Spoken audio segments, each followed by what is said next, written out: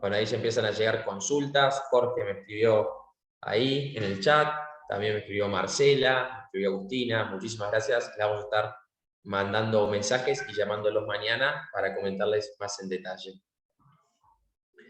Bueno, me parece que ahí Claudio, no sé qué problema está teniendo con el audio, pero aprovecho para agradecerle acá por su tiempo. Hago una última presentación hasta que se termine de conectar. Claudio es abogado especializado en materia de colegios, ha sido asesor, ha sido participante dentro de colegios, ha tenido muchísimo contacto con representantes legales, así que más Sí, que bienvenido tener una persona tan idónea con nosotros para hablar acerca de derecho laboral. Ahí te vemos, Claudio. ¿Cómo estás? Hola nuevamente, ¿cómo les va? Buenas tardes a todos. Gracias por la invitación nuevamente. Les pido disculpas por las limitaciones tecnológicas. Tengan en cuenta que están adelante de un sexagenario ya, así que seguramente tendrán la piedad necesaria para comprender mis limitaciones informáticas, que son ilimitadas y notorias. Pero se me escucha bien, ¿no, Francisco, dentro de todo? Claudio, me parece que tenés un problemita del sonido de fondo, ¿puede ser? A Está todo ver. cerrado, ¿eh? Ahí como cuando hablas se escucha como un eco medio electrónico, medio raro. Antes cuando estabas no se escuchaba. A ver, ¿querés probar? Hola, 1, 2, 3. Hola, hola. Se escucha como un sonido como metálico de fondo, pero bueno, eh, el No show sé, debe continuar. no sé si será el problema por ahí de la cámara, porque tengo el micrófono incorporado en la cámara. ¿Por ahí es por eso? No. Bueno, ya está, lo tendremos que tolerar. Bueno, mil disculpas, mil disculpas. Bueno, arrancamos. A ver, después de los 2 años, año y medio, 2 años que tuvimos con esta emergencia sanitaria, pandemia o como le queramos llamar, volvimos a un cierto nivel de presencialidad, a un, yo diría prácticamente total, digamos. Presencialidad que, bueno, que nuevamente trajo a la presencialidad también los temas laborales. Entonces, cuando Francisco me planteó qué temática te parecía, Claudio, que podíamos abordar, en realidad pensé en dos alternativas. Uno, el tema de contrataciones laborales, a modo de síntesis y a modo de aporte, y otro, pensaba en el tema de las coberturas de seguros para las instituciones educativas. No porque sea productor de seguros, ni lo quiero ser, obviamente, sino porque de una recorrida por distintos colegios que aquí uno ayuda, colabora en Capital Federal y Gran Buenos Aires, por esas cosas que uno es quisquilloso y curioso, pide a veces las pólizas de seguro y se da cuenta de que por ahí hay algunas limitaciones o hay algunas problemáticas. Entonces, bueno, tiré la moneda al aire, como hacen los referees al comenzar el partido, y bueno, salió cara, o sea, salió contratos laborales. Así que bueno, estaré subiendo a mi canal de YouTube después alguna breve referencia a los contratos y ya le dejo picando a los seguros, y le dejo picando a Francisco la posibilidad de una eventual charla a futuro para otra oportunidad. Lo Entonces vamos a me tener quedé, en cuenta. y bueno, ¿qué va a hacerle? Entonces me quedé enganchado con el tema de las contrataciones laborales. Yo siempre aclaro, y esto me parece importante, veo muchas caras conocidas o nombres conocidos de tantos años de batallar juntos y de compartir espacios, de compartir equipos de abogados y de compartir lugares de pensamiento para las cuestiones laborales de colegios de gestión privada. Pero bueno, uno con los años se va dando cuenta, y es necesario aclararlo, que estos espacios son capacitación, son de capacitación, son disparadores. No vamos a poder dar respuesta a la compleja trama de lo que implica una institución educativa a nivel laboral hoy, y tal vez se vayan con más inquietudes que certezas, pero con inquietudes que, bueno, dentro de todo pueden ayudar a partir de este video, que después va a estar grabado y van a poder consultarlo cuando quieran, breves orientaciones en la compleja trama de las contrataciones educativas de nuestros establecimientos educativos de gestión privada. Quiero ratificar como principio general, porque me parece importante mencionarlo, el tema de la autonomía institucional, al menos en el ámbito en el cual vamos a desarrollar hoy la temática de contrataciones laborales. Los invito en ese sentido a hacer los invito respetuosamente, ¿no?, a hacer una profundización de esta autonomía institucional. En muchas áreas esta autonomía está queriendo ser limitada, a veces no va a ser motivo de esta charla, pero bueno, sí lo dejo como dato. Limitada porque, bueno, las autoridades gubernamentales, a través de distintos mecanismos, quieren limitar algunos principios que hacen a la propia autonomía de los colegios privados, por decirlo rápido. En materia laboral, creo importante que ustedes, a partir de la decisión de cada contratación que tengan que llevar a cabo, hagan valer, hagan tener presencia y ejerzan precisamente esta autonomía institucional. Esta autonomía institucional en lo que tiene que ver con las 3 o 4 dimensiones fundamentales de todo contrato laboral, al menos en el ámbito privado, que son la contratación propiamente dicha, la promoción, la registración y también, lamentablemente, eventualmente tomar alguna medida que no es grata, como puede ser la prescindencia de los servicios de un determinado trabajador. Dicho esto, que me parece importante consignarlo para no limitarnos por la compleja trama que tienen las escuelas de gestión privada, voy a hacer un breve repaso, voy a tratar de compartir pantalla en todo aquello que tiene que ver con las cuestiones de designación de personal. Así que un segundito, a ver si logro hacerlo. Voy a evitar mi cámara por un segundo.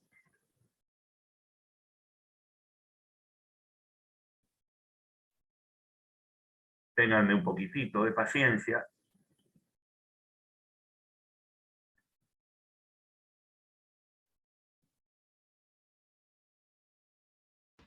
Ahí estamos viendo tu pantalla, Claudio, lo más bien. Si y no me ven a mí, ahí voy a tratar de activar mi cámara nuevamente. A ver por dónde ando.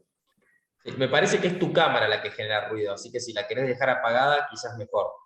Ah, bueno. Nos vamos a perder de tus dotes. No me cargues, no me cargues. A ver si puedo. Recién lo hice. La puedo apagar. Acá estoy. Ahí está. Se me escucha, ¿no? Perfecto, perfecto. Ahora sí. Bien. Bueno, espero que Roela me pueda proveer de una mejor cámara de high definition. Debe ser ese el problema. Bueno, no. Decía.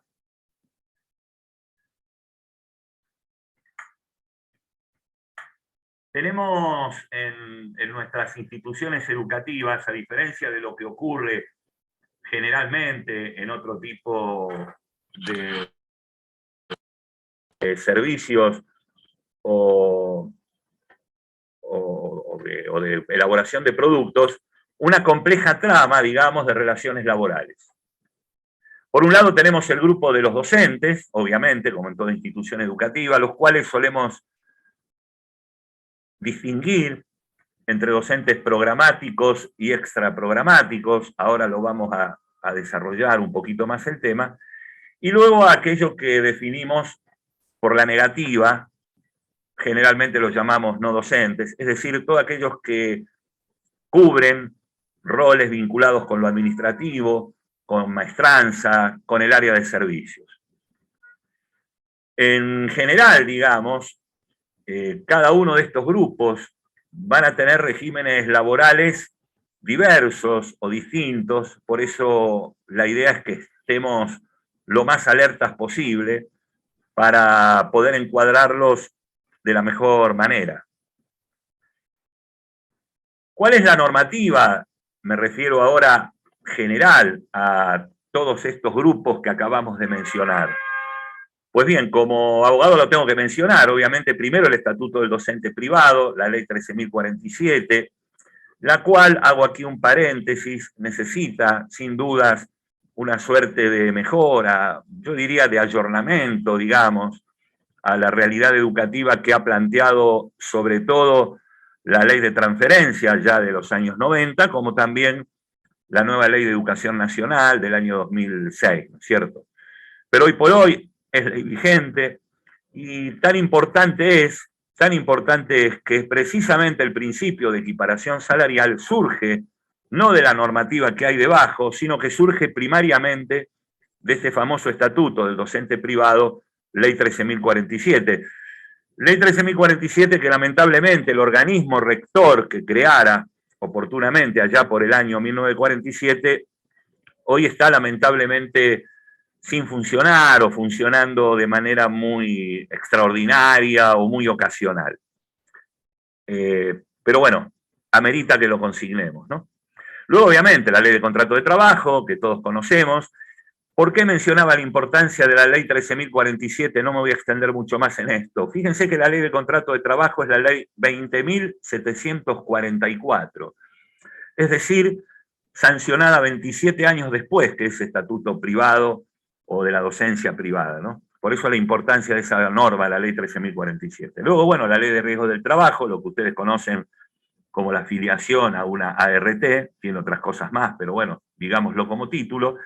La ley de educación nacional, la ley 26.206, la ley de asociaciones sindicales, obviamente, nuestros trabajadores, tanto docentes como no docentes, tienen por derecho no solamente legal, sino constitucional, la posibilidad de agremiarse, y en ese sentido hay asociaciones sindicales que los representan, resoluciones del Consejo Gremial que no por no estar digitalizadas o por ser difícil de hallarlas, gracias a Dios algunas, por no decir bastantes, las tengo ya, algunas digitalizadas, otras en papel, no por eso dejan de tener validez y vigencia, sobre todo todas aquellas dictadas en los años 80 y en los años 90, y finalmente 2 convenios colectivos de trabajo que precisamente regulan todo lo que tiene que ver con el personal no docente. Para lo que sería Capital Federal y primer y segundo cordón del Gran Buenos Aires, lo digo prontamente, lo pueden ver en el convenio. Tenemos el convenio colectivo número 88 del año 1990, y para el resto del país y lo que queda de la provincia de Buenos Aires, el convenio colectivo de trabajo 318/99. Esas siglas que parecen, entre comillas, antibióticos, pero bueno, que son el SAOEP, como habitualmente lo llamamos, Capital Federal, primer y segundo cordón de la provincia de Buenos Aires, y el SOEM, que abarca el resto del país y lo que queda de la provincia de Buenos Aires. La primera diferencia, digamos, que esperemos que las entidades representativas alguna vez puedan de algún modo encontrar el camino para zanjarlas, es entre el docente programático y extraprogramático, ¿no? Aquí hay un artículo brillante que yo puedo llegar a compartirlo luego a los correos electrónicos que eventualmente Francisco tenga, de un abogado de Salta, el doctor Juan Cánaves, que en un libro que editamos cuando estuvimos en Consudec, hablaba sobre las diferencias entre el docente programático y extraprogramático. No me voy a extender mucho en ello, simplemente voy a dar algunas pistas y sin perjuicio de poder, como les decía, trasladarles a través del correo electrónico ese artículo más que interesante del doctor Juan Cánaves. Generalmente cometemos algún error semántico porque hablamos del docente de planta y ahí comienzan a empezar las confusiones, ¿no? Confusiones sobre todo cuando hay un problema o un conflicto. Si nosotros habláramos con un doctrinario del derecho laboral, no entendería mucho por qué hay un docente de planta y un docente de fuera de planta.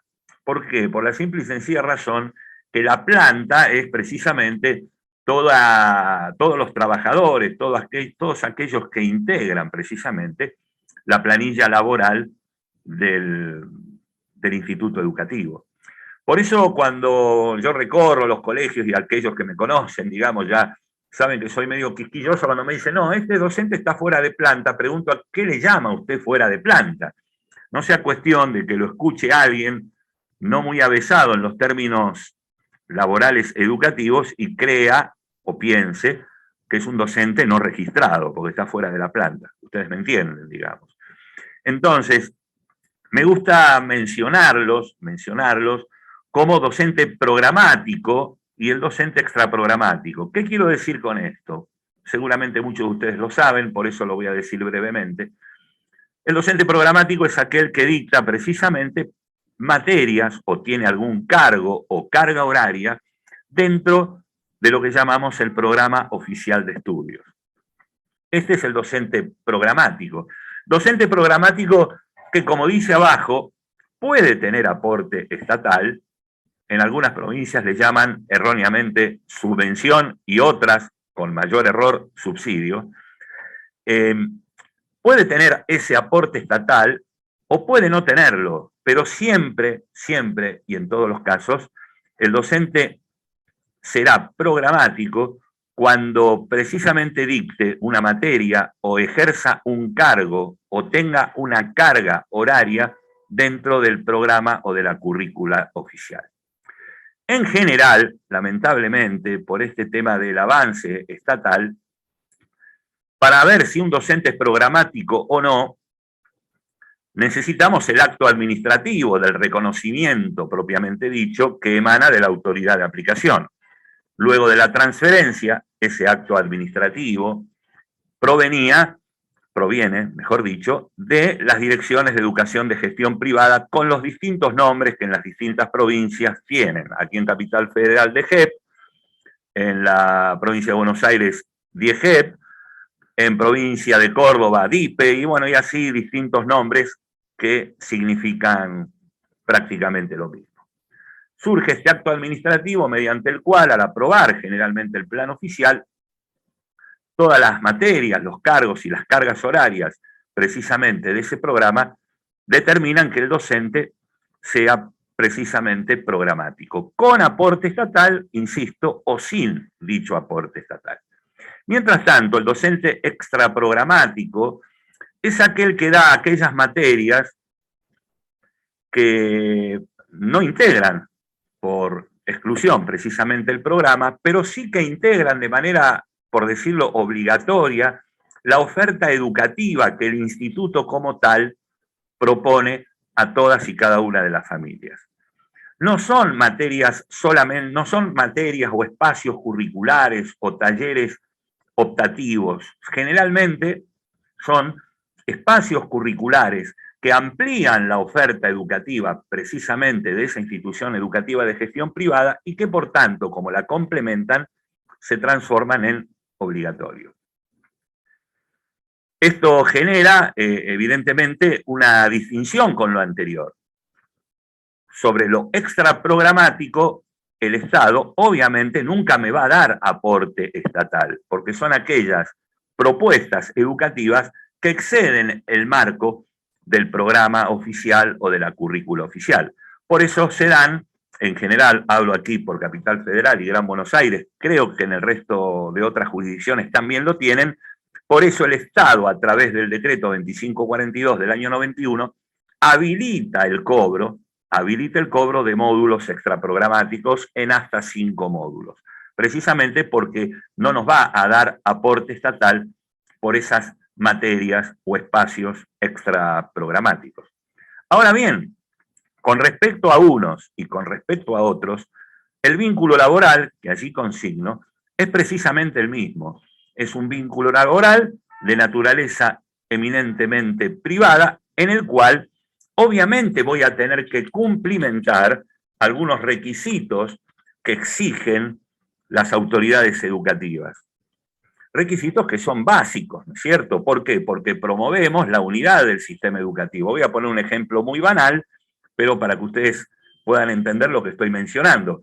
Para designar a un maestro de grado, el maestro de grado tiene que tener el título habilitante, ¿no es cierto? Sabemos las dificultades que hay hoy por hoy para conseguir docentes, sabemos, ni que hablar, cargos directivos. Sabemos que a veces nos sugieren que designemos docentes sin que tengan la escolaridad terciaria o el título habilitante completo, Pero bueno, si hay alguna pregunta sobre el particular, después la puedo evacuar. No me quiero extender mucho más en esto. Obviamente que hay entonces requisitos que la autoridad educativa no solamente tiene el deber, sino que tiene el derecho de marcar, sobre todo en aquellos que ejercen la tarea educativa programática. Si yo quiero dar un área extra programática, allí tengo plena autonomía. Por ejemplo, en algunos colegios religiosos, catequesis o ajedrez, o bueno, aquellas opciones puestas precisamente extraprogramáticas que el colegio dentro de su oferta educativa tenga, allí no tengo obligación, por decirlo de algún modo, de contratar a un docente con título. Muchas veces porque no lo consigo o porque no lo hay. Obviamente, si ustedes a mí me preguntan, en la medida de que se pueda conseguir docente con título, lo ideal, sin dudas, es tratar de poner un docente con título, ¿no es cierto? Seguimos, no pasa el PowerPoint, ahí va. Vayamos entonces a los no docentes, digamos, en personal administrativo, maestranza y de servicios. Muy rápidamente, perdonen, ahí me tragué la S. Como les decía, hay convenios colectivos de trabajo, el 88/90 y el 318/99. Allí las entidades educativas de gestión privada tienen su representatividad en el Ministerio de Trabajo. Allí es donde se negocia y se acuerdan los convenios colectivos. Las entidades religiosas representadas por el Consejo Superior de Educación Católica y las entidades laicas a través de la Asociación de Institutos de Enseñanza Privada o de la Confederación Argentina de Institutos de Enseñanza Privada, ADIDEP, CAIEP y demás.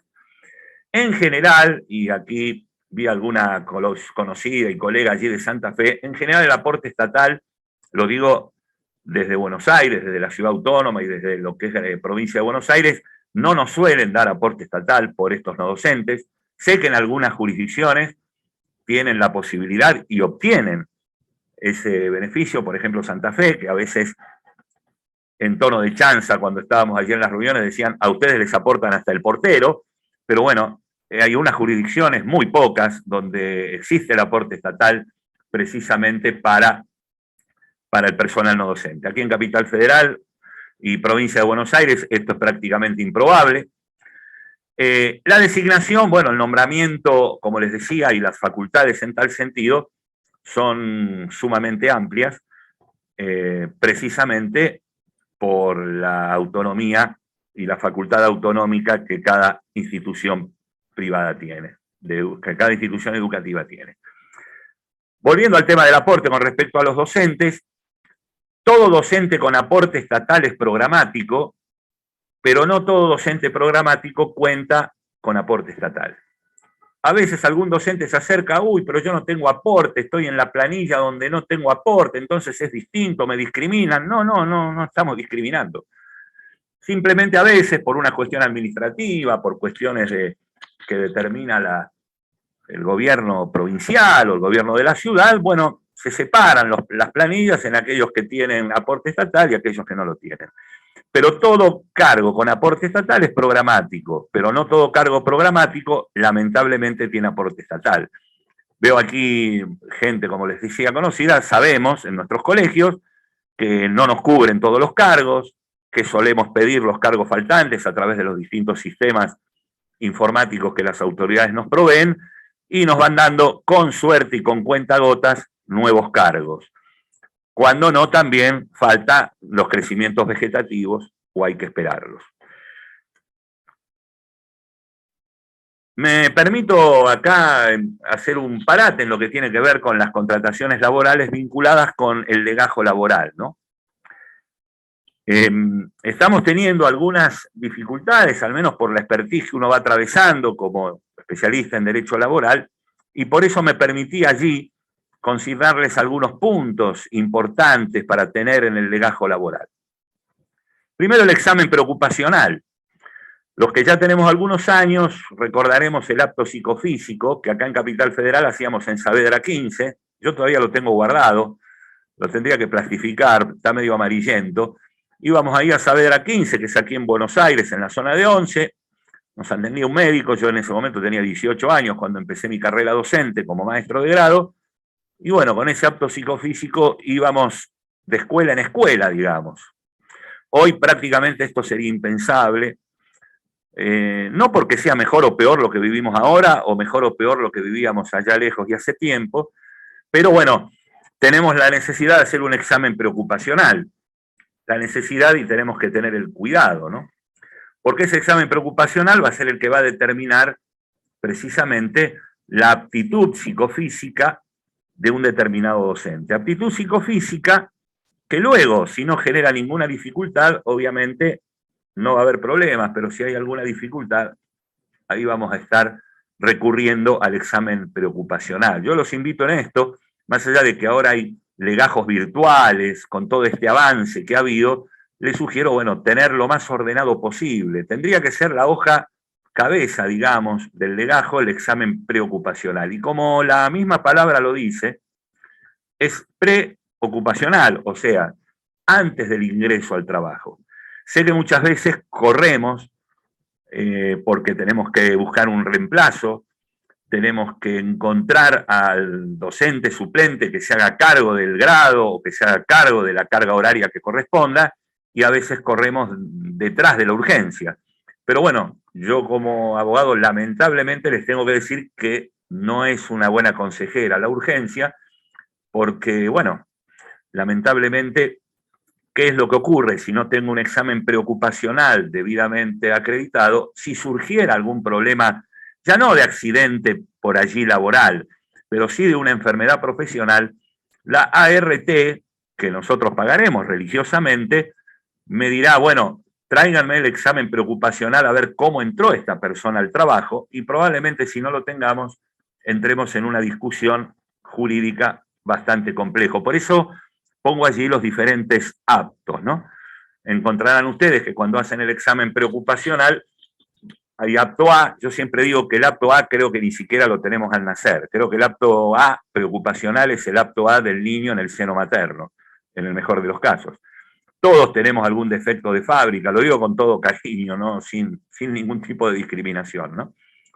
Pero bueno, hay aptos C y hay aptos D, de dedo, los cuales deben ser para poder, obviamente, generar la posibilidad de incorporar laboralmente a dicho trabajador, homologados por la Superintendencia de Riesgos de Trabajo y el Ministerio de Trabajo. En algunos institutos estamos implementando, a modo de sugerencia, el post-ocupacional, es decir, cuando la relación laboral termina. Pero bueno, se los dejo allí como una inquietud. Ustedes saben que nosotros, los abogados, lamentablemente somos muchas veces como los médicos de campaña. Vemos a los heridos, vemos los problemas, entonces, lamentablemente, digamos, tratamos de, una vez detectado el problema, tratar de buscar la solución para prevenirlo.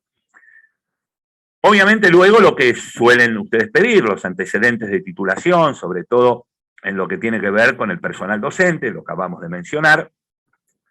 También los antecedentes de titulación eventualmente en el personal no docente. Recuerden que ambos convenios colectivos del personal no docente tienen bonificaciones en caso de que el trabajador cuente con título secundario o título terciario. Por eso es importante siempre dejar asentado, si me lo entregan, que me lo entregaron, y si no me lo entregan y me lo mencionaron in voce o verbalmente, requerírselo, porque no sea cuestión de que me lo traiga 2 años después y me lo termine reclamando esos 2 años que no pagué porque me lo trajo 2 años más tarde. Entonces, los antecedentes de titulación, tratar de tenerlos lo más prontamente posible, lo mismo que los antecedentes laborales. Estamos trabajando mucho en algunos colegios en esta identificación con el ideario y proyecto educativo institucional. Afortunadamente, en los colegios que uno transita ya lo tenemos como elemento previo. Entregar antes de preocupacional, antes de la clave de alta temprana, una reseña, una impresión en papel de lo que es el ideario y el proyecto educativo institucional. Es decir, vos te incorporás a este instituto educativo que tiene una impronta X. Bueno, en el ejercicio de tus tareas vas a tener que adherir, que cumplimentar con esta propuesta X. Dicho rápidamente, y perdónenme la analogía por ahí equivocada, pero para graficarlo. Vos estás trabajando en McDonald's, tenés que usar la camisa roja y blanca a rayitas y el pantalón gris. No, pero a mí me gusta más el de Burger King. No, vos tenés que usar lo de McDonald's, digamos, ¿no? Es decir, sería, perdónenme el ejemplo banal, pero para que tengamos en cuenta este tipo de cuestiones, ¿no? Es muy importante para no llevarnos sorpresas a posteriori. Luego la antigüedad docente. Acá pongo lo que es el sistema 1, ¿no? Fíjense que no puse sistema único. En virtud de la unidad del sistema y de la normativa que mencionamos antes, es la única actividad en la cual arrastro la antigüedad a los efectos de la bonificación yendo de un empleador a otro. Esto no ocurre prácticamente en ninguna actividad, al menos de las más conocidas. Si yo dejo de trabajar, ejemplo, en una empresa comercial dedicada al rubro de la alimentación, renuncio, trabajé allí 10 años y voy a otra empresa, empiezo con antigüedad 0 a todos los efectos. Precisamente en educación pasa lo contrario. Como el sistema es 1, hay una unidad del sistema, reconozco la antigüedad docente en todo el sistema y debo abonar esa bonificación en toda la tarea docente. Obviamente, por eso lo que se sugiere consignar en los recibos de sueldo es, por un lado, la antigüedad docente y por el otro lado, la fecha de ingreso al instituto, porque a los efectos de la antigüedad laboral no va a tener la misma antigüedad, ¿se entiende? O sea, si yo entro a trabajar en un colegio en el año 2021, hoy por hoy, 2022, hoy por hoy yo tengo el 120% de antigüedad. Si yo me voy del colegio donde estoy, del profesorado, y voy a otro, ese otro profesorado me va a reconocer obviamente el 120% de antigüedad en función de esta antigüedad docente, pero a los efectos de la antigüedad laboral en la institución, mi fecha de ingreso será 1 de abril del año 2022. Es muy importante también tener en cuenta la historia previsional. Si yo, por ejemplo, hoy por hoy no tuviera antecedentes previsionales y me quisiera yo, en el ámbito laboral en general, y quiero dar clase en un colegio, yo a mí mismo me asesoraría de no tomarme, porque prácticamente no me voy a poder jubilar nunca. Recién me voy a poder jubilar a los 90 años, porque no tengo antecedentes previsionales. Esto es distinta, la documentación es totalmente distinta a la antigüedad docente. Aquí ustedes van a tener la documentación que emite y certifique la autoridad de contralor, ¿no es cierto? La autoridad de contralor privada de cada jurisdicción, mientras que en esta antigüedad laboral será el formulario ANSES o bien el formulario general de la Caja Provincial de Jubilaciones que corresponda. Me parece que esto es importante remarcarlo. Antes de irme de esta diapositiva, quiero mencionar con respecto al examen preocupacional, que se me pasó y me parece muy importante, el examen preocupacional, además de cobertura para el empleador, sirve también como una colaboración, en cierta medida, para proteger la salud de los trabajadores.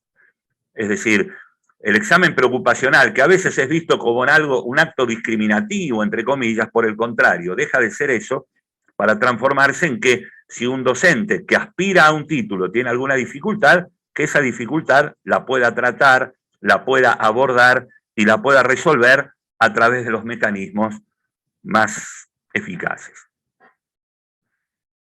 No sé cómo estamos de tiempo, Francisco.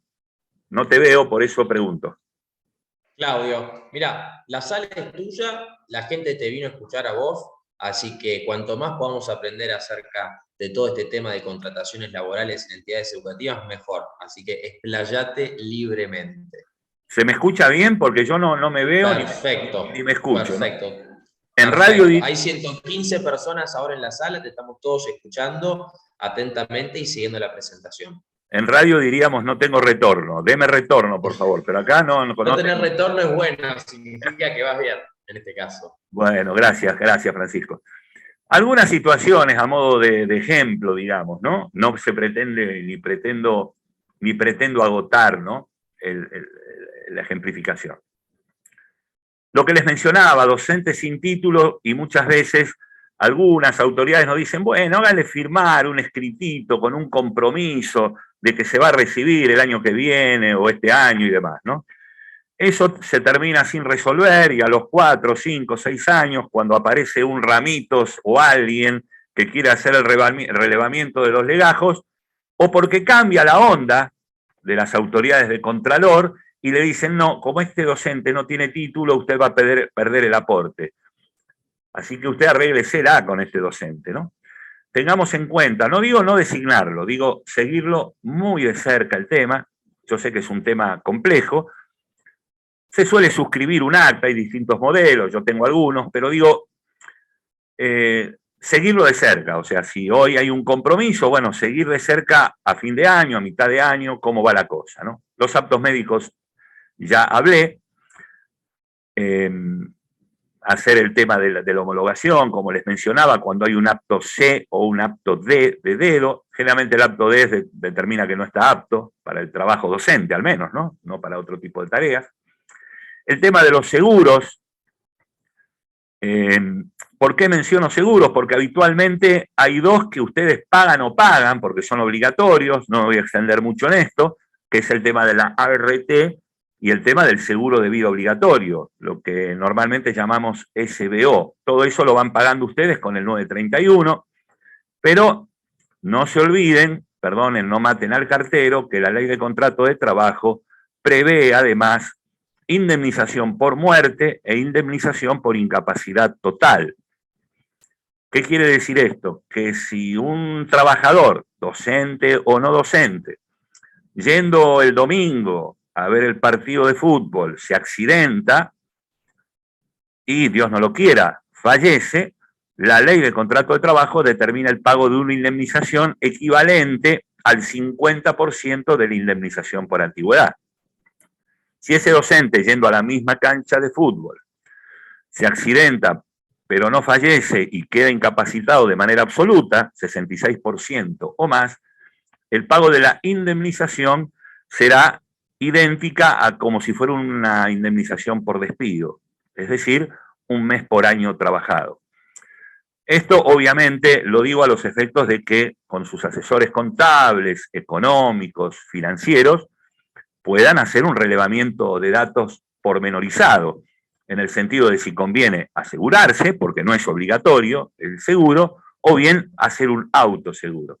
Sé que muchas asociaciones o congregaciones lo tienen de este modo, pero bueno. El tema de los jubilables, muchos me preguntan, mire Claudio, ya cumplió, por ejemplo, aquí en Capital Federal, la mujer con 57 años, más los años de servicio y al frente de curso, lo mismo que el hombre a los 60, pueden jubilarse. Puedo intimar, no puedo intimar, puedo requerir que se jubile. Bueno, allí tenemos opiniones encontradas, hay algunos fallos, en general la mayoría de los fallos nos están orientando diciendo, no comparto esta visión como abogado, pero bueno, marche preso, yo no soy juez, por eso estoy hablando aquí con ustedes. Algunos entienden que esto es algo en favor del trabajador, por lo cual si el trabajador quiere lo hace y si no quiere no lo solicita. Algunos fallos se están abriendo paso tímidamente con respecto al tema de si el trabajador está en condiciones de obtener la prestación básica universal, es decir, la mejor prestación, en ese caso podría proceder el pedido de jubilación. La renuncia condicionada, yo en general cuando en el régimen docente, hablo aquí para Capital Federal y Gran Buenos Aires, no conozco honestamente los regímenes previsionales del resto del país, pero bueno, aquí para Capital Federal y Gran Buenos Aires generalmente se eleva la renuncia condicionada por telegrama, renuncia condicionada que hay que luego aceptar. Mi sugerencia es aceptarla de manera fehaciente, mediante una carta documento, y yo sugiero, más allá de algunas peleitas o discusiones que podemos tener con otros colegas, sugiero que a partir de ahí se haga correr el plazo de 1 año de conservación de empleo que prevé el 252 de la Ley de Contrato de Trabajo. El otro ejemplo es el tema de las licencias y de las franquicias. Otra vez ahí me tragué la S, voy a tener que cambiar el teclado. Hay licencias que obviamente son automáticas y hay otras automáticas en el sentido de que no requieren mayor cuestión que un certificado médico o que una constancia. Si hay una licencia por enfermedad, el certificado médico. Si hay una licencia por cargo de mayor jerarquía, a la cual el docente va en carácter de suplente, la constancia documental del instituto al cual va el docente como suplente. Cuando hay licencias gremiales, lo mismo. Generalmente en eso los gremios son muy prolijos y nos envían las designaciones y demás. Bueno, todo esto tiene que estar debidamente documentado. Hay otras licencias que a mi modo de ver no son automáticas, pero que sí deben analizarse y medirse con el mayor de los criterios. Me refiero a las licencias por motivos particulares, que afectan realmente el servicio educativo. Hoy los padres, los progenitores, los responsables parentales están muy exigentes, muy pendientes de lo que cada instituto haga. Y realmente si tenemos que cambiar un docente 2 o 3 veces en el año, y yo creo que hay razones de servicio que ameritarían una eventual negativa de una licencia de esa naturaleza, ¿no? Obviamente si hay razones de salud, pero me refiero a este tipo de licencias en las cuales los invito, a modo de sugerencia, insisto, a hacer un análisis un poco más pormenorizado. Simplemente para terminar, bueno, la realidad es multifocal, esto no digo nada nuevo, la mirada es muy compleja, las miradas son diversas, necesarias, integradas. Creo que hoy por hoy es indispensable integrar y conformar equipos de trabajo. No puede estar ausente de las decisiones pedagógicas lo administrativo. Y lo digo realmente desde esta posición donde yo ya estoy más cerca del chau que del hola. O sea, realmente no, lo digo con total humildad en el sentido de que creo que lo administrativo y lo pedagógico deben necesariamente integrarse, y porque hay decisiones administrativas que impactan en lo pedagógico, y esto se ve habitualmente, pero a veces, lamentablemente, los directivos, en afán, me refiero a los directivos pedagógicos, en el afán de proponer mejoras en la propuesta educativa, valga la redundancia, no tienen en cuenta lo administrativo, y al pobre administrador que recibe la novedad el 20 de abril, cuando ya pasaron 20 días y no tenemos la alta temprana, no tenemos el RT, y se hace pobre el administrador, se hace cruces, ¿no? Y para terminar, una frase de alguien que bueno, que fue un maestro en la cancha, ¿no? Para mí el mejor jugador de todos los tiempos.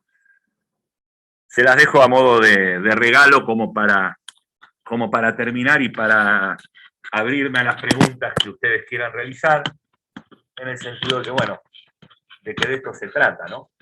El éxito no es un accidente, es trabajo, perseverancia, estudio, sacrificio y sobre todo amor por lo que estás haciendo o aprendiendo a hacer. Muchísimas gracias y, bueno, lo que necesiten, lo que quieran, a disposición.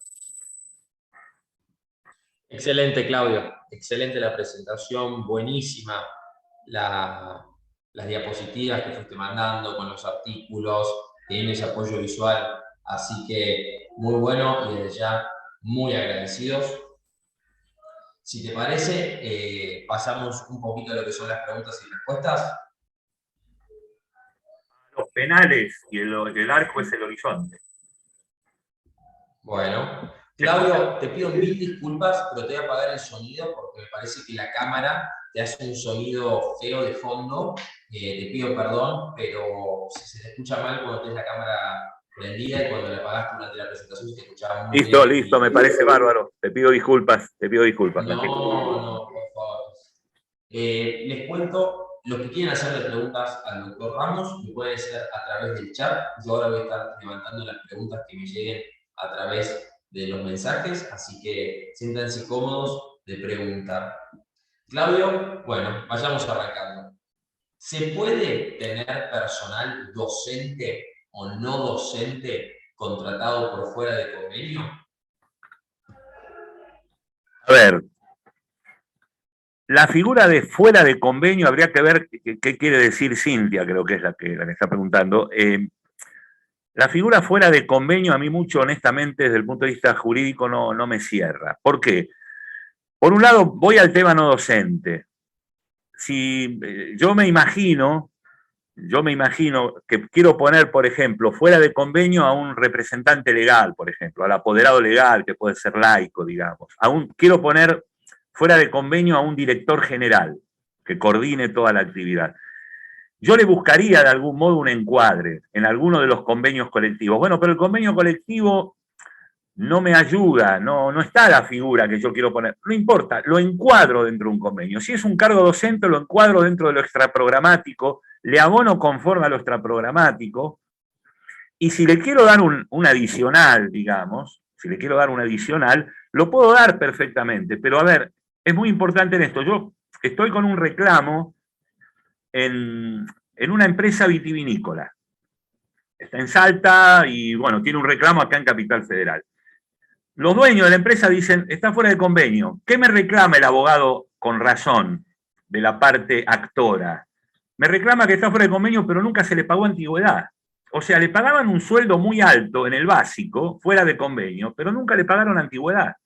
Entonces le está reclamando la antigüedad de los 2 años. ¿Qué quiero decir esto? Prefiero encuadrarlo, es a modo de sugerencia general, encuadrarlo, si es un coordinador general, un director general, dentro del marco de la ley 13.047, porque no es un cargo programático. ¿No es cierto? Entonces, le genero el recibo de sueldo de tal modo que se constituya como docente extraprogramático y el cargo será ley 13.047, director general. Y si es un representante legal, lo encuadraría por el lado del 88-90 si fuera acá en Capital Federal, o el 318-99 si fuera en el interior del país. No me cierra mucho la figura en los colegios, al menos por ahora, lo cual no quita que lo recepte y lo siga estudiando y profundizando, ¿no? No me cierra por el momento mucho el tema del fuera de convenio del docente programático, ni que hablar, no puede estar fuera de convenio. El programático está dentro del programa oficial, digamos, o sea, no puede estar fuera de convenio. Porque al contrario, el día de mañana, cuando se va del colegio, le tengo que acreditar toda la antigüedad docente para que pueda cobrarla en el colegio al que sigue. Le tengo que dar los formularios para que se pueda jubilar como docente. El docente programático, no, a mi modo de ver, no existe la figura fuera de convenio. Clarísimo, clarísimo, Claudio. Marcelo, ¿estás por ahí? Marce, acá me llega una consulta acerca de cómo hacen los padres que tienen que pagar a través del sistema TIM, a través del módulo identificador de transferencias que desarrollaron, para que el pago ya entre identificado, imputado y conciliado como explicaste. ¿Qué es lo que tiene que hacer el padre? Bueno, muy simple, no sé si me escuchan bien ahí, ¿no es cierto? Pero Perfecto. es muy simple lo que tiene que hacer de cara al padre, porque al padre se le va a informar una clave bancaria, igual que como puede ser la clave única que tenga la cuenta, él va a recibir una clave bancaria. Él tal vez no sabe que tiene una clave bancaria distinta de otros padres que tienen otros alumnos, pero a la larga es una transferencia a una clave bancaria, nada más. Es decir, él va a hacer la transferencia, esa clave específica. Así de cara al padre es sumamente sencillo. Lo que hay que hacer con el papá ese es informarle la nueva clave bancaria que va a tener para ese alumno. Eso sí, hay que comunicarlo bien, cuál es la nueva clave bancaria para ese alumno, y listo, el resto es una transferencia común y silvestre. Él va a entrar a su plataforma de home banking o de banca electrónica que tenga con el banco que habitualmente trabaja, va a cargar la transferencia a esa CBU, le va a aparecer que el titular de esa clave bancaria es la escuela, y va a canalizar la transferencia y se olvida del problema. No hay ninguna dificultad, es un problema de comunicación y de costumbre, nada más. Perfecto, el padre no tiene que hacer nada diferente a cualquier otro Absolutamente, tipo de transferencia normal. nada más.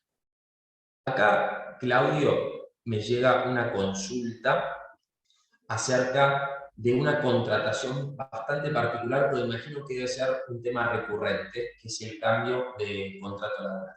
Nos preguntan, si tengo un docente contratado, pagado por administración, y voy a otorgarle horas con aporte estatal, ¿cómo le notifico el cambio de situación? Esa es la primera pregunta. Sobre todo porque se le corte el sueldo hasta que se inicie a liquidarle el sueldo del Estado. Francisco, tenías mucho eco vos y no te escuché bien la pregunta. Perdón, va de vuelta. Si hay un docente contratado por la administración del colegio y pasan a pagarles horas con aporte estatal, Bien. ¿cómo le notifico a este docente el cambio de su situación? O sea, ¿cuál es la manera de comunicárselo formalmente? Y la segunda parte de la pregunta es, ¿qué pasa con su sueldo hasta que se inicia la nueva liquidación del pago por parte del Estado? A ver, yo supongo que cambia la situación, pero con anterioridad era docente programático también. Si era docente programático, lo pagaba el colegio porque no tenía aporte del Estado. Cambia la situación desde el punto de vista, entre comillas, meramente administrativo, porque a partir del mes siguiente o cuando el gobierno me gire ese aporte estatal, el cargo va a ser con aporte. Ahora, si el docente era extraprogramático y paso a darles horas programáticas, si el docente era extraprogramático y paso a darles horas extraprogramáticas, excede el marco de lo que puedo responder. ¿Por qué? No porque no lo quiera responder, no le voy a sacar el brazo a la vacuna.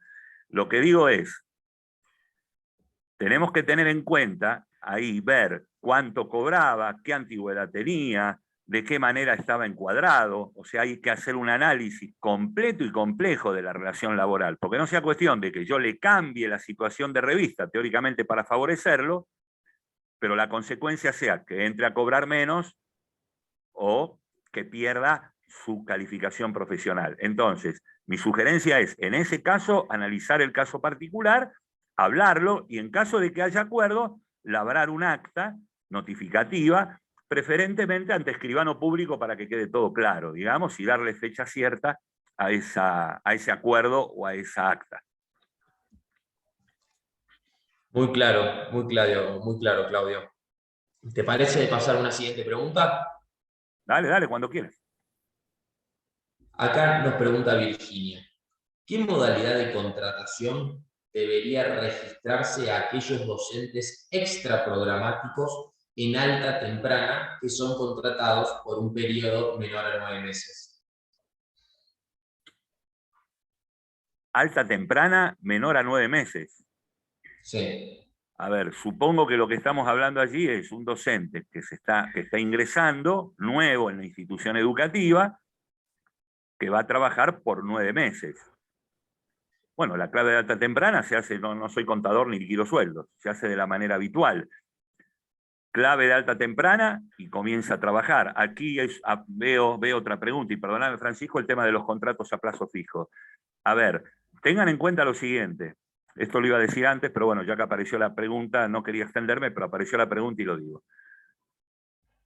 Tanto el contrato a plazo fijo como el contrato eventual, llamando contrato eventual al suplente, hay un acuerdo que se firmó con el SADOP en su oportunidad, cuando yo era miembro allí paritario, donde dejamos en claro a qué nos referíamos cuando hablamos de contrato de suplencia, con algunas particularidades. Tenemos que ser, en este caso, muy cuidadosos en la contratación, mucho más cuidadosos que en un cargo titular. Si yo hago un contrato a plazo fijo, no tengo, y en el contrato eventual, no tengo periodo de prueba. Con lo cual, si hago un contrato a plazo fijo por un año, por 9 meses o por lo que fuere, y el docente resulta que no está a la altura de las circunstancias o tiene alguna dificultad o lo que fuere, digamos, y no es, a ver, no es grave lo que estoy diciendo. Si a mí mañana me llamara alguien para ser asesor jurídico de un sanatorio, yo voy a decir que no estoy en condiciones. Y si digo que sí, voy a durar 10 días. O sea, cada uno está capacitado para algo, digamos, no todos podemos hacer todo. Entonces, ¿qué pasa? En el contrato a plazo fijo y en el contrato eventual no tengo periodo de prueba. La pregunta es, ¿y entonces puedo prescindir de ese docente? Sí, puedo prescindir, pero voy a tener que pagar todo el contrato, además de las indemnizaciones de ley. Entonces, quiero decir, seamos cuidadosos, ¿no? A veces, en los institutos privados de enseñanza, utilizamos el contrato eventual, voy a tratar de ser lo más claro posible. Por ejemplo, en la época de la pandemia, y en este sentido, al menos la experiencia que he tenido con el gremio ha sido bastante favorable, hemos discutido otras veces, pero acá ha sido bastante favorable. En pandemia, hemos tenido que suscribir contratos eventuales porque entrábamos y salíamos del colegio. Entonces, había que cubrir cuando teníamos un problema de aislamiento, los chicos justo iban a la escuela, venía la burbuja, y hemos suscrito contratos eventuales de carácter extraordinario. A veces hasta incluso por un mes, por 15 días, por 20 días. Y afortunadamente no hemos tenido planteos. Creo que hemos estado, tanto las entidades gremiales como los empleadores, a la altura de las circunstancias. Pero en situación normal seamos muy cuidadosos, porque aparte la ley de contrato de trabajo dice que el contrato a plazo fijo, para suscribirlo, debo acreditar situación extraordinaria, o sea, debo acreditar el por qué precisamente estoy celebrando un contrato a plazo fijo. Ustedes escucharán la famosa cantarinela de hay que modificar la ley, la reforma laboral. Bien, ¿qué es lo que pasa? La ley de contrato de trabajo nace en un país totalmente distinto al que estamos atravesando hoy día. En un país con producción, con una... Hoy por hoy, habrá que rever de algún modo. Entonces, ¿cuál era la inteligencia de la ley de contrato de trabajo? La persona entraba a trabajar en una empresa y se jubilaba en esa empresa. Esa era la concepción, digamos, ¿no? Por eso, las modalidades de contratación laboral para la ley de contrato de trabajo actual y vigente son siempre extraordinarias. Siempre son extraordinarias. Lo habitual es el contrato por tiempo indeterminado. Entro a trabajar y ya es un contrato por tiempo indeterminado. Clarísimo, doctor, clarísimo. De acá me parece que están casi todas las preguntas se fueron respondiendo, así que muchísimas gracias por el tiempo tuyo, Marcelo, por el tiempo de tomarte de explicarnos acerca del nuevo producto de transferencias imputadas. Me parece que es un éxito para el colegio que puedan tener todo el sistema de gestión completamente automatizado, es bárbaro, y todo lo que aprendimos con vos hoy, doctor Ramos, acerca de cómo contratar docentes, me parece sumamente valioso. No sé, Marcelo, Claudio, si quieren agregar algo. Yo simplemente le quiero agradecer nuevamente al doctor y a todos los asistentes la presencia, y sobre todo al doctor que con tanta generosidad nos clarificó estos puntos, ¿no es cierto? Gracias, doctor Ramos. No, Marcelo, al contrario, para que no se enoje Ruth, que hizo una pregunta, dice, tengo una pregunta y no me la contestaron, estoy viendo. Y también Adela dice que hizo otra pregunta. Yo lo que pasa es que el mérito del tiempo de ustedes, no quiero... A ver, lo que... Hacemos una pregunta más, doctor, si querés. Yo traté de ir respondiendo a todas, a ver la de Ruth. Es jardín materno infantil, te lleva 3 años, dice, está habilitado hasta los 5 años. Sí, la de Ruth, perdón, no la levanté por un tema de que era un poco específica, era demasiado específica, entonces no la levanté por eso. Creo que y la de Adela, si querés, la podemos levantar. Creo que está respondida. Vale, la de Adela. Creo que está respondida. Cuando se va... ¿Cómo? Me parece que está respondida, digo. O sea, puedo celebrar el contrato a plazo fijo, es un contrato previsto en la ley de contrato de trabajo. Lo que yo sugiero es que en el contrato a plazo fijo consignemos el motivo extraordinario por el cual debo recurrir a esa figura que para la ley de contrato de trabajo, aunque parezca ilógico hoy, pero bueno, para la ley de contrato de trabajo sigue siendo extraordinaria. Entonces, tal vez ese jardín materno infantil requiera este año, por ejemplo, estoy pensando en voz alta, Ruth, no estoy, digamos, diciendo que esa sea su realidad. Por ahí este año, con motivo de que toda la gente volvió a la presencialidad, tuvo una explosión de matrícula, entonces necesita contratar más docentes. Pues bien, ese sí es un caso extraordinario. ¿Cómo lo fundamentaría yo en el contrato? Poniendo una cláusula, un punto donde, bueno, ambas partes reconocen la importancia o el número que se ha incrementado de la matriculación y hacen un contrato a plazo fijo por 1 año. Insisto, no tienen periodo de prueba, vuelvo a insistir, antes del contrato a plazo fijo se aplican todo lo que dije anteriormente, examen preocupacional, etcétera, etcétera, etcétera, y el plazo máximo de un contrato a plazo fijo es hasta 5 años. hasta 5 años, con 2 renovaciones posibles. Recuerden algo importante y perdonen, si ustedes contratan a alguien a 5 años y al año no les gusta por el modo que tiene de desarrollarse, además de la indemnización, le van a tener que pagar los 4 años que restan de contrato. ¿Se entiende lo que digo, no? O sea, si no se entiende lo vuelvo a decir de otra manera, pero bueno, guarda con eso.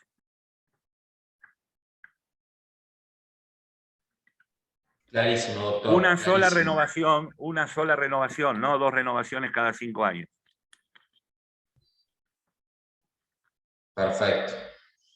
Doctor, ahí me no sé si preguntan quiere la responder. renuncia, ahí me preguntan la renuncia condicionada, por ahí es de alguna provincia donde no lo tienen. Es aquel que quiere jubilarse y renuncia de manera condicionada, es decir, bueno, renuncio condicionadamente porque voy a tramitar el beneficio jubilatorio. Es eso nada más. Perdóname, Bueno, perdóname, Francisco. no, por favor, yo para no... A ver, tratando siempre, viste, de ser lo más pragmático posible. Vos sos el capitán del barco. Vos sos el capitán del barco. Cuando quieras, se nos cortamos. hunde entonces, marinero, se nos hunde. Imagínate que yo silencié la cámara, ya estoy en musculosa estoy. Silencié la cámara, estoy en musculosa. Dijiste las palabras mágicas, le encanta ser el capitán del barco, Francisco, Bueno. Claudio, por Dios. Se nos hunde. Bueno, Marcelo, doctor Ramos, muchísimas gracias por su tiempo, a los participantes, hubo 120 personas en la sala, 120 representantes legales de todo el país acompañándonos, capacitándose acerca de contrataciones laborales, así que muchísimas gracias a todos. Vamos a estar subiendo este video en nuestra página, en su página, doctor, también. Nosotros la subimos en nuestra página de Facebook. Doctor, no sé si querés contar dónde lo subís vos. Claro, ¿se escucha con eco todavía? Sí. Pero se escucha bien, Sí. Pero, no, digo esto. Tengo mi canal de YouTube gratuito. Pueden suscribirse, dicen que hay que hacer clic a una campanita. Bueno, eso véanlo, no sé cómo es, pero bueno, tengo un canal de YouTube gratuito, totalmente gratuito. Aviso, nació antes de la pandemia, no es que me avivé por la pandemia, nació el día de San Ramón Nonato, el 31 de agosto del año 2019. Pensaba subir un video cada 20 días, pero bueno, después vino la pandemia, así que ahí tienen. Ahí van a encontrar videos sobre responsabilidad civil, los que hicimos el año pasado también con Roela, digamos, libertad de enseñanza, autonomía institucional. Bueno, voy subiendo en la modificación que hubo al artículo 179 de la Ley de Contrato de Trabajo, que eso es reciente, el tema de las salas para atención de los niños menores de 45 días a 3 años. Bueno, pueden suscribirse. Yo, como siempre digo, aparte, es más sano y más económico que un clonazepam. Si ustedes tienen sueño, ponen eso de fondo y listo. Lo ponen a ramos y ahí se van durmiendo con total tranquilidad. Es totalmente gratuito y bueno, si sirve de algo, insisto, como disparador, como mecanismo de reflexión, de opinión, en los comentarios me hacen preguntas, me sugieren temas. Yo todos los temas que subo, el de los seguros, como les digo, es por un comentario que me mandó alguien, no sé si de Mendoza o de San Juan, hable un poco del tema de seguro. Ahí estamos en el tema de seguro. Hable de los programáticos y extraprogramáticos, y ahí hablamos. Así que, sin ningún problema, es el chivo. Claudio J. Ramos, después te voy a mandar el PDF, Francisco, con toda la presentación. Perfecto. Para que todos puedan tener el conocimiento. Claudio J. Ramos, abogado, es el canal. Buenísimo, comparto tanto el video como el PDF con la presentación con todos aquellos que se inscribieron a la charla, así lo pueden volver a ver y repasar para pulir cualquier tipo de conocimiento que quizás no se terminaba de sentar. Muchas gracias por el tiempo, gracias a Roela por la invitación, gracias Marcelo, gracias Francisco, y bueno, gracias a todos los asistentes, porque bueno, la verdad que se bancaron casi 1 hora y media, y bueno, son temas no muy agradables, no es el último hit de Luis Miguel o de Charly García. Así que bueno, ahí está. Lo cual realza aún más tu figura.